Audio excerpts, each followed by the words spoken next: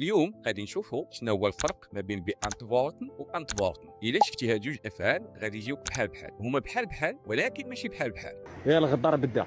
ناخذ بانتفورتن هو الاول. باش تستعمل بانتفورتن دو براوخست اما ein Ding، يعني انت محتاج واحد الحاجه ديريكت ورا الفيرب. على سبيل المثال غادي نقول لك ich beantworte deine Frage، يعني غنجاوب على السؤال ديالك، او ich beantworte die E-Mail، غنجاوب على الايميل. كما كتشوفوا في هذه الامثله هادو ما قلناش ich beantworte auf deine Frage. علاش؟ حيت ديك بي او ولا بي اي اللي كاينه في beantworten كتعوض لينا ديك البريبوزيسيون auf. دونك ملي تبغي تستعمل بانتفورتن ما تحتاجش البريبوزيسيون. الا خدينا انتفورتن وناخذ نفس المثال غادي نقول ich antworte auf deine Frage. هنا باش نجاوبوا على السؤال على ديك الحاجه غادي خصنا واحد البريبوزيسيون اللي هو auf. دونك بخلاصه بانتفورتن وانتفورتن كيديروا تقريبا نفس الخدمه، غير هو انتفورتن كيخصنا بريبوزيسيون auf، بانتفورتن ما يحتاجوش. وفي الاخر غادي نعطيكم واحد القاعده اخرى بسيطه. مع انتفورتن كتمشي حتى مع الداتيف اوبجيكت، يعني نقدر نقول واغو علاش antworten Sie mir